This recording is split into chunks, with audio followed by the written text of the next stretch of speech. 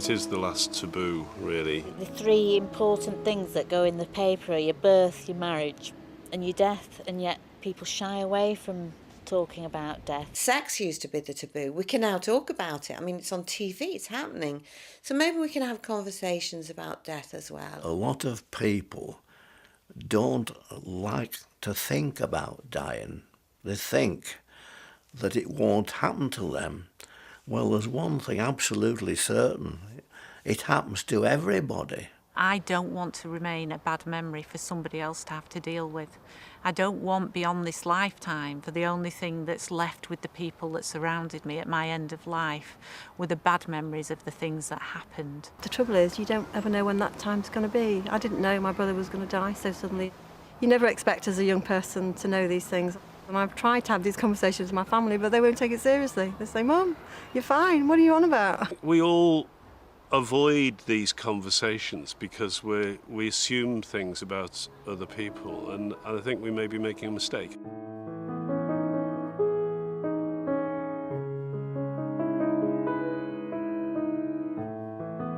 My father was taken into hospital after a heart attack, and I know for a fact that I don't think he would have wanted the treatment that he received. But by then it was too late and we couldn't do anything about it. We knew if Mum became ill, we wouldn't want to do that again. You don't make the same mistake twice. We wanted to record Mum's wishes if she became too ill to let us know what she wanted. So as I say, it was discussed, my sister and Mum, we all discussed it. And it's been recorded now so that we know, for our own peace of mind, exactly what treatment she wants and where she wants that treatment to be done.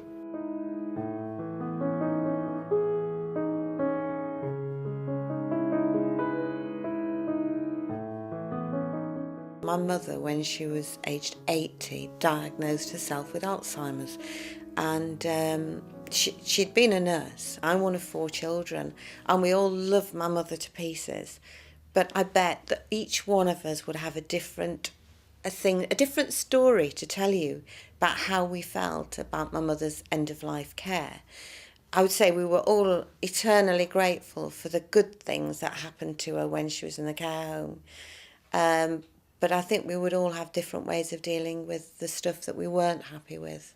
I really do wish she'd had a conversation with us, because I could have had different conversations about her treatment with my brothers and my sister if we'd all been aware of what her wishes were.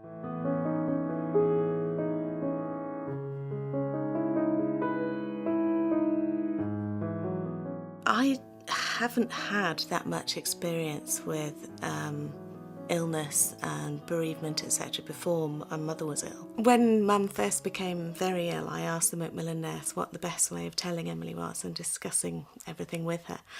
And she said that the more she was involved with everything, absolutely everything, the easier it would be as the cancer progressed and as things began to happen. So that's what we did. She was involved with absolutely everything. After she came out of hospital the last time and they'd made it clear that there was nothing else they could do, they couldn't intervene in any other way, I started thinking about it, and then Mum and I started to discuss what was going to happen and what she wanted. And at one point she did actually say she wanted to go into the hospice, but because I knew her quite well, I could see that she thought she was going to be a burden to us and she was going to affect Emily. And so when the time came and the nurses said, it's not going to be very long, would you like her to go into a hospice? Have you got a plan? I said no, because I wanted her to have everything around her. And I also thought it was important for Emily not to just see Granny go away and then not come back, but actually to see that it was part of life, if you like. Once I got a face mask and I put one on Granny, and she was being funny and she was like that. And if she was in hospital, we wouldn't be able to do that. So we loved it being here with her. On the day that she died, when Emily got up to go and have a drink with Mum in her room, Mum had obviously been waiting for her, and she opened her eyes and Emily went and took her hand and then she died. And it was You know, it was horrible, but it was lovely, if that makes any sense.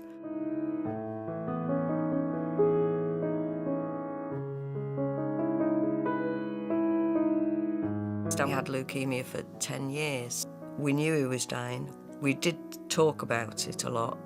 He'd lost all the feeling from his waist down and he was paralysed. And the tumour was on his spine and they thought they could blast this tumour. I stayed with him 24/7 and it was awful when he was having that done, but he went through it. And in fact, he was so poorly, he couldn't speak. And he wrote on a piece of paper, which I've still got, he said, and he put on it, I'm doing this for you, Annie. Stan said to me after he'd been through this, he said, Annie, I don't want any more treatment. I've had enough. But he said, I'm putting my trust in you. You tell them, you look after me. Which was very hard at the time because I didn't want him to die and I didn't want him to stop having medication or treatment, but that was his decision and I had to respect that. And I just looked at the doctor, I said, no more treatment. And he was aghast. And he said, yeah, but if we tried this, he could. I said, no, he's had enough. Let him go. He wants to go. The feeling I have now, and I mean we're nearly 5 years on, is that I did the right thing. He knows I'm okay. I know he's okay. He got what he wanted. I got what he wanted. Not what I wanted, but I got what he wanted. And that allows me to carry on. A different life. It's not what you want, but no regrets. And you do move forward.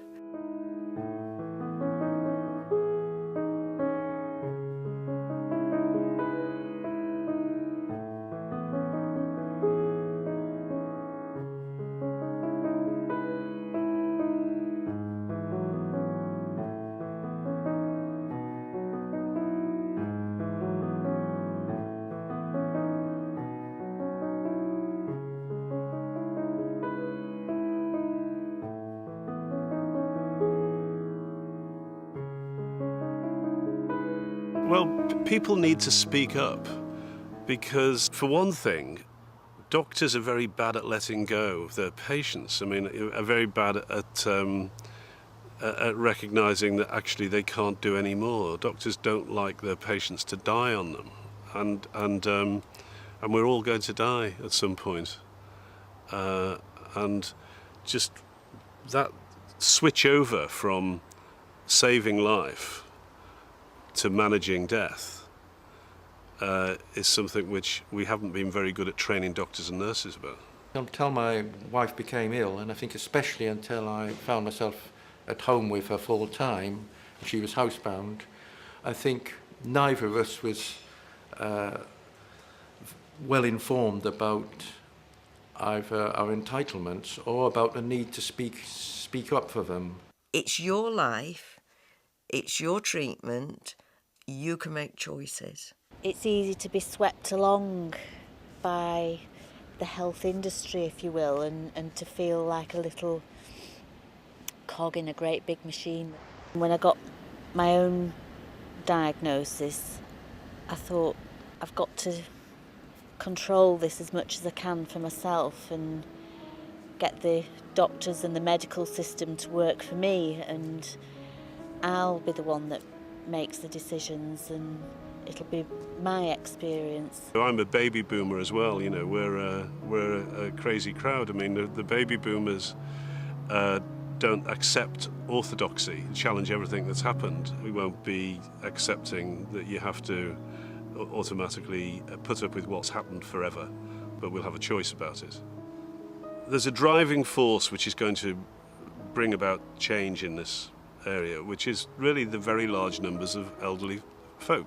The Victorians were surrounded by death and dying, you know, life was short. And so you can live to be quite old before you have to come to terms with it and deal with it.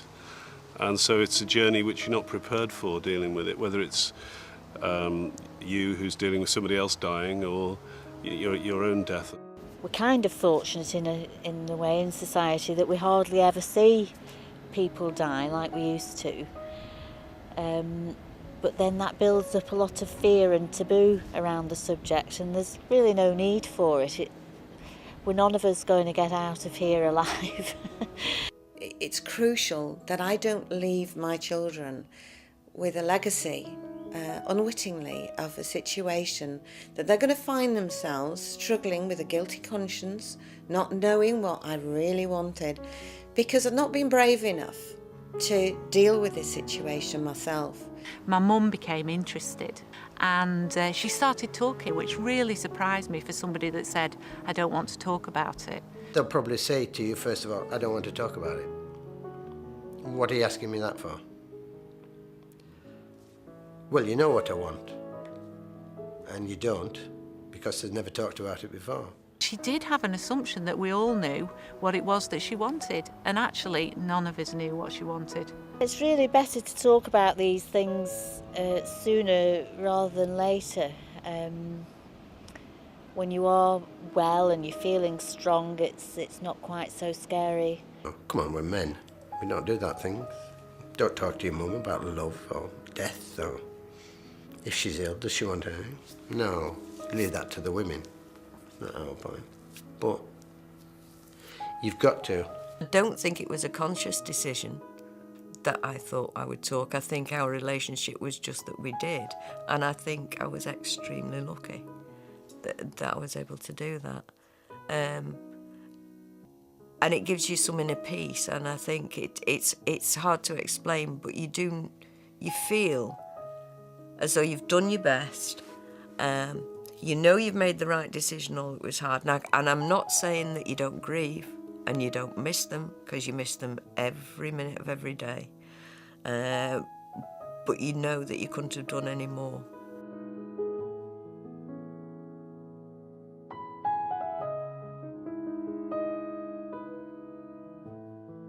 You have that conversation, and it is a conversation for life, because you go on and have your life.